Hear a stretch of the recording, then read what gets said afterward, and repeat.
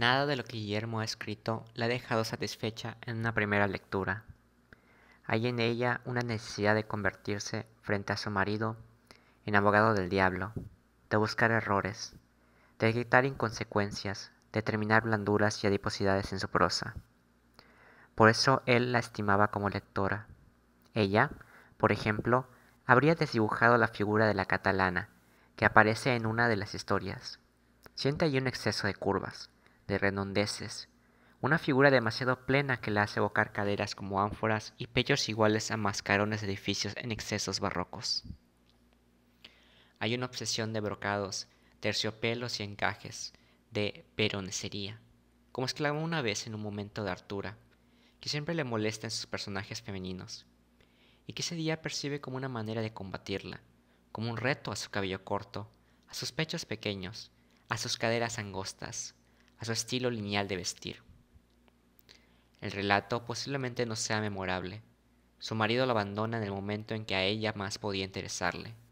¿Cómo comparar, se dice, ese conjunto de suposiciones que rozan siempre lo paródico con el drama real del anciano y el pianista que con tanta soberbia descarta? El inicio era una especie de crónica musical sobre el concierto de un famoso solista en la sala mayor del Conservatorio de Viena. La primera parte del programa estaba compuesta por la sonata en si menor y el vals Mefisto de Liszt. La segunda se integraba exclusivamente con estudios de Chopin. El relato describe la sonata, y para ello Guillermo debía haber utilizado los datos del programa de mano, o los había extraído de un libro de popularización o de alguna biografía de Liszt. Pues por increíble que pueda parecer, en ese terreno sus conocimientos eran nulos, y jamás lograba identificar el acorde más simple. Aunque hayan ido durante años con regularidad a los conciertos y en apariencia, lo que no solo imagina posible, sino que está convencida de que en el fondo es cierto, cose de ellos. La frecuentación y ese placer que le atribuye no le han afinado de ninguna manera el oído. En cierta ocasión oyeron a Richter tocar en Roma el carnaval de Schumann, gracias a los billetes que por milagro les obsequió una amiga de su madre de paso por la ciudad, la cual, después de movilizar a medio mundo, logró conseguir 3 entradas a precio de oro.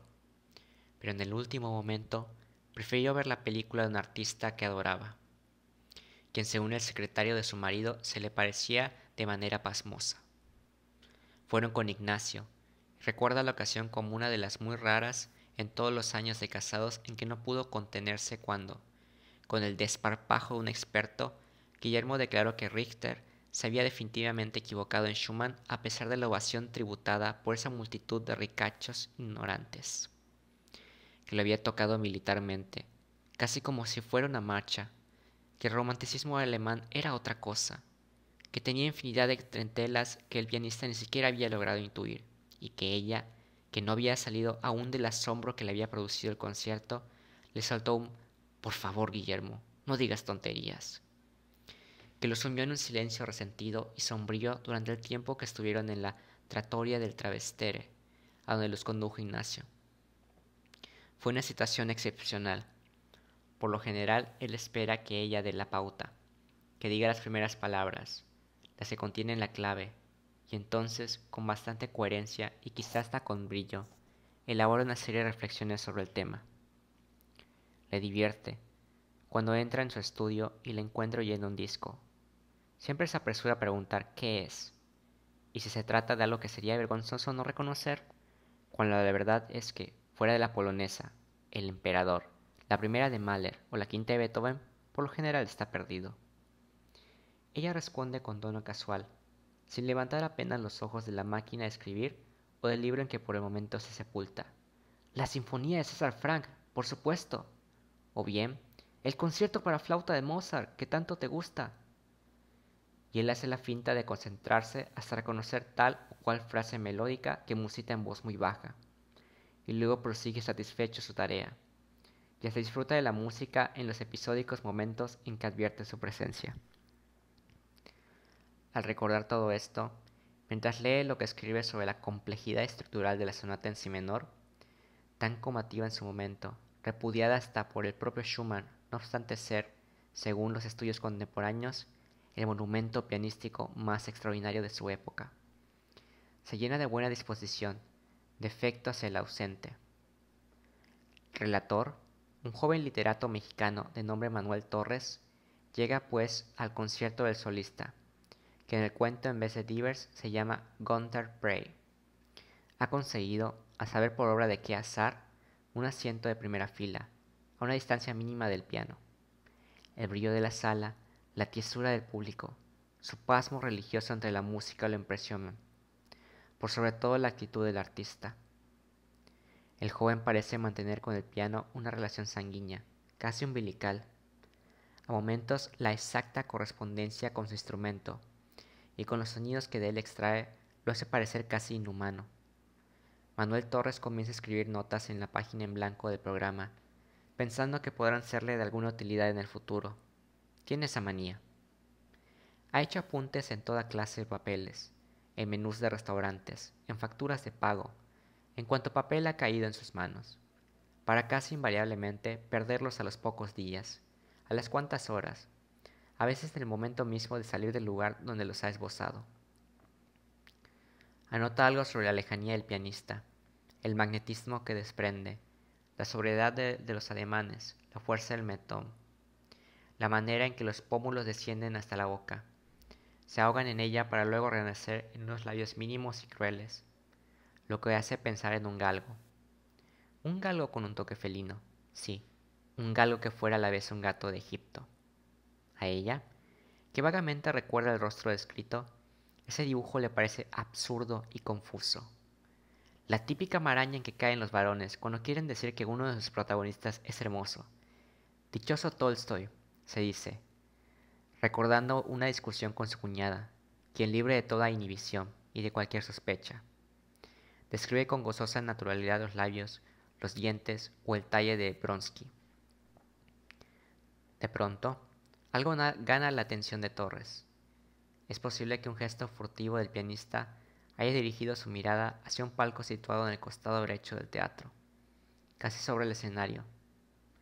A primera vista, el palco podría parecer vacío, pero si se observa con atención, es posible descubrir una figura en el fondo, un hombre sentado de tal manera que solo 4 o 5 espectadores de la primera fila, él entre ellos, puede advertir su presencia. Es un rostro que le resulta vagamente conocido. Sus ojos siguen la ejecución del pianista como en un trance hipnótico. Hay algo trágico en la manera en que aquel anciano escucha a Prey tocar el vals Mefisto. En ese momento a Torres se le desvanece casi la presencia del pianista.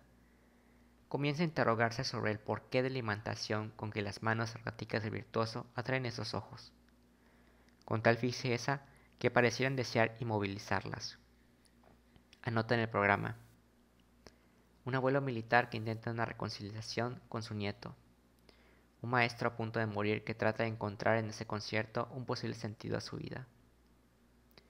Imagina a un abuelo solitario, un militar retirado que observa cómo su único descendiente produce esa magia que mantiene a 500 personas reunidas, por obra de sus manos, en una órbita al margen de cualquier contingencia. Se opuso con fervor a su carrera, creó toda clase de obstáculos hasta llegar a la riña violenta que produjo la fuga del joven, más dolorosa para él que la muerte de sus hijos. Al final ha vuelto a implorar una reconciliación que todos, él primero, consideraba hasta hacía unos cuantos meses irrealizable, de lo que en cierto momento de la ejecución adquiere total conciencia. La mirada furtiva del joven, la misma que descubrió Torres y que le hizo interesarse en el palco, parece ser el inicio de un desafío. Cada acorde de vals se vuelve burlón, sarcástico, encarnecedor.